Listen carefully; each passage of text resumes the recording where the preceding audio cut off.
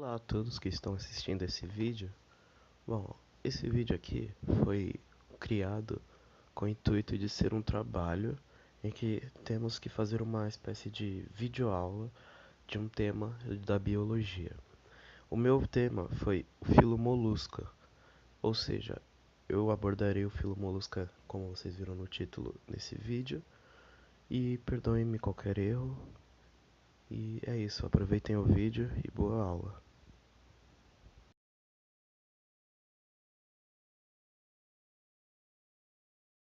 Os moluscos são o segundo maior grupo de animais em número de espécies. São cerca de 100 mil espécies, sendo ultrapassado apenas pelos artrópodes. Apresentam uma disparidade morfológica sem comparação dentre os demais filos de animais, reunindo os familiares caracóis, ostras, mariscos e lulas e polvos, assim como formas pouco conhecidas como os quitons, conchas de dente de elefante e espécies vermiformes.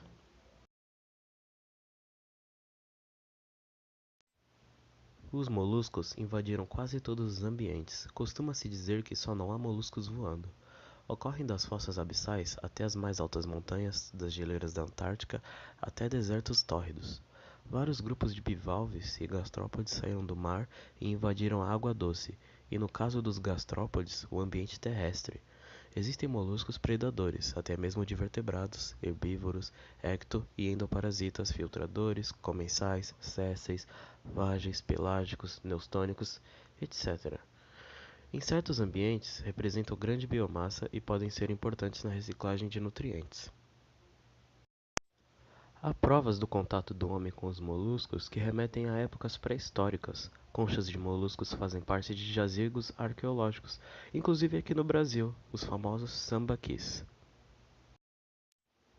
Existem relatos de muitas culturas em que conchas eram utilizadas como moedas ou até mesmo ostentação de poder e sabedoria. Até hoje, os moluscos são extremamente importantes na economia de muitos países, como fonte de alimento rico em proteínas, sendo coletados diretamente da natureza ou mesmo cultivados. Em muitos países possibilitam até a existência de uma indústria de pérolas e de adornos de madrepérola. Apresentam interesse médico-sanitário, pois muitas espécies são vetores de doença, enquanto outras, aparentemente, podem ser usadas no controle destas.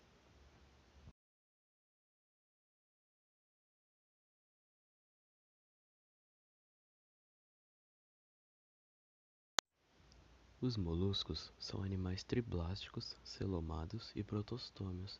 Eles apresentam um corpo mole, não segmentado e com simetria bilateral. A cabeça ocupa a posição anterior, onde abre-se a boca, entrada do tubo digestivo. Muitas estruturas sensoriais também localizam-se na cabeça, como os olhos, por exemplo. Sensores químicos também estão presentes nos moluscos e permitem pressentir a aproximação de inimigos naturais, quando o molusco rapidamente fecha sua concha, colocando-se protegido. O pé é a estrutura muscular mais desenvolvida dos moluscos. Com ele, eles podem se deslocar, cavar, nadar ou capturar as suas presas. O restante dos órgãos está na massa visceral. Nela estão os sistemas digestivo, excretor, nervoso e reprodutor. Ao redor da massa visceral está o manto, que é o responsável pela produção da concha. Entre a massa visceral e o manto há uma câmara chamada cavidade do manto. Nos moluscos aquáticos, essa cavidade é ocupada pela água que banha as brânquias. Nos terrestres, é cheia de ar e ricamente vascularizada, funcionando como órgão de trocas gasosas análoga a um pulmão.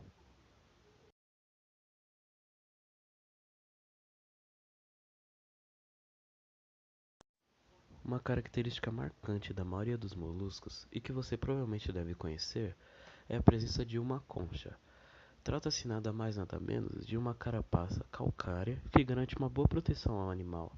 Nas lesmas e nos polvos, ela está ausente. Nas lulas, é pequena e interna. Os moluscos são enterozoários, ou seja, eles possuem uma cavidade digestiva. São enterozoários completos. Muitos deles possuem uma estrutura raladora chamada rádula. Com ela, eles podem raspar pedaços de alimentos, fragmentando-os em pequenas porções. A digestão dos alimentos se processa quase totalmente no interior do tubo digestivo, ou seja, uma digestão extracelular. Algumas macromoléculas só completam a sua fragmentação no interior das células, de revestimento do intestino, uma digestão intracelular. A maioria dos moluscos apresenta um sistema circulatório aberto ou lacunar, no qual o sangue é impulsionado pelo coração, passa pelo interior de alguns vasos e depois alcança lacunas dispostas entre os vários tecidos, nas quais circula lentamente sob baixa pressão, deixando nutrientes e oxigênio, e recolhendo gás carbônico e outros resíduos metabólicos. Essas lácunas são as hemocélies. Os cefalópodos constituem uma exceção, pois eles têm o sistema circulatório fechado. Na cavidade celomática abrem-se os nefrídeos, que são as estruturas excretoras. Pela abertura interna dos nefrídeos, o nefrostoma, penetram substâncias presentes no sangue e no líquido celomático. Em alguns moluscos, como nos cefalópodos, os nefrídeos encontram-se bastante agrupados, formando uma espécie de rim primitivo. Em quase todos os moluscos, a membrana do manto é vascularizada e permite a ocorrência de trocas gasosas entre o sangue e a água. Nos moluscos terrestres, como o caramujo de jardim, a cavidade do manto é cheia de ar e comporta-se como um pulmão. Trata-se, portanto, de uma forma particular de respiração pulmonar. Nos moluscos aquáticos, existem lâminas ricamente irrigadas por vasos sanguíneos no manto e que formam as brânquias desses animais. Portanto, entre os moluscos podemos encontrar respiração pulmonar e respiração branquial. O sistema nervoso dos moluscos é ganglionar, com 3 partes de gânglios nervosos, de onde partem nervos para as diversas partes do corpo. Os cefalópodos possuem um grande gânglio cerebroide, semelhante ao encéfalo dos vertebrados, o que permite a execução de atividades altamente elaboradas. A locomoção da maioria das representantes é lenta devido ao pé musculoso. Os que são rápidos, como as lulas e os polvos, locomovem-se graças à expulsão de jatos de água que saem através de um sifão. Muitos, porém, são fixos ao substrato, como as ostras e os mariscos na fase adulta.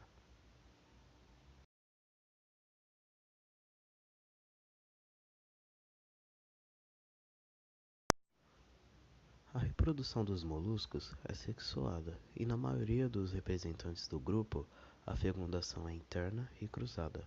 O caramujo de jardim, por exemplo, é monóico. Na cópula, dois indivíduos aproximam-se e encostam seus poros genitais, pelos quais fecundam-se reciprocamente. Os ovos desenvolvem-se e, ao eclodirem, liberam novos indivíduos sem a passagem por fase larval, ou seja, pelo desenvolvimento direto.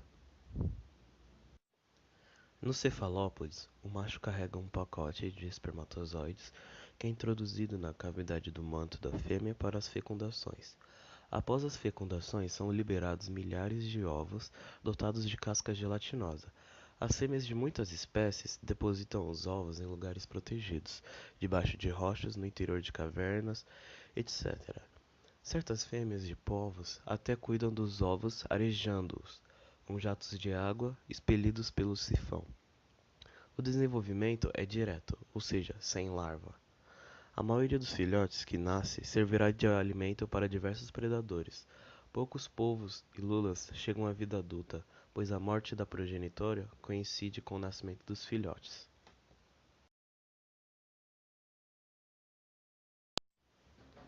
A classificação dos invertebrados que pertencem ao filo Mollusca tem como fundamento os seguintes parâmetros: a presença e a forma da concha e o aspecto anatômico relativo da cabeça, do pé e da massa visceral, agrupando esses animais em 7 classes, sendo elas: a classe Monoplacopora, seres que possuem uma única concha em forma de capuz, revestindo totalmente o pé e a massa visceral. A classe Amphineura ou classe Polyflacofora, que em latim significa muitas placas, a superfície dorsal desses moluscos apresenta uma armadura calcária composta por placas parcialmente sobrepostas. Um representante é o quiton. São todos marinhos. A classe Scaphopoda, que em latim significa pé em forma de canoa, são os pequenos animais dotados de uma concha cônica e alongada. São animais marinhos e vivem parcialmente enterrados na areia, conhecidos em geral por dentários. A classe Gastrópoda, que significa em latim estômago nos pés, corresponde ao maior grupo de moluscos marinhos, de água doce e de ambientes terrestres. São os famosos caramujos, ou os caracóis e as lesmas. A concha, quando presente, tem formato helicoidal. A classe Bivalvia. Eles também são encontrados em água doce ou salgada. Sua concha possui duas partes que encerram completamente o corpo do animal. Os exemplos mais familiares são as ostras, os mexilhões e os mariscos. Apresentam as brânquias recobertas por uma camada de muco. Ao passar pelas brânquias, partículas alimentares ficam aderidas ao muco e são levadas para a boca. Os bivalvos, eles são os responsáveis pela produção das pérolas de valor comercial. Embora qualquer molusco dotado de concha possa fabricá-las, as pérolas são formadas pela deposição de nácar ao redor de uma partícula estranha que penetra entre o manto e a concha. Existe também a classe Cefalópoda, que em latim significa pés na cabeça. São os moluscos sem concha externa, que apresentam uma estrutura interna e uma morfologia bastante diferente dos demais. São o polvo, a lula, o náutilo e o calamar, animais exclusivamente marinhos. O pé dos cefalópodes é dividido em tentáculos. Na lula existem 10 tentáculos e dois deles são mais desenvolvidos que os demais. No polvo, os tentáculos são 8 e todos iguais. Em cada tentáculo existem ventosas que aderem ao substrato, o que favorece a locomoção do polvo sobre as rochas. As ventosas também são úteis na apreensão do alimento, que depois é conduzido à boca pelos tentáculos. Entre os órgãos que compõem a massa visceral, a lula possui uma bolsa de tinta. Esta é comprimida toda vez que o animal se sente ameaçado por algum inimigo, o que provoca a liberação de tinta que sai em jatos pelo sifão. A mancha que a tinta deixa na água confunde o predador, enquanto a lula escapa rapidamente. E por último, mas não menos importante, existe ainda a classe Aplacófora, moluscos de pequena dimensão e sem concha, e são assemelhados muitas vezes a vermes.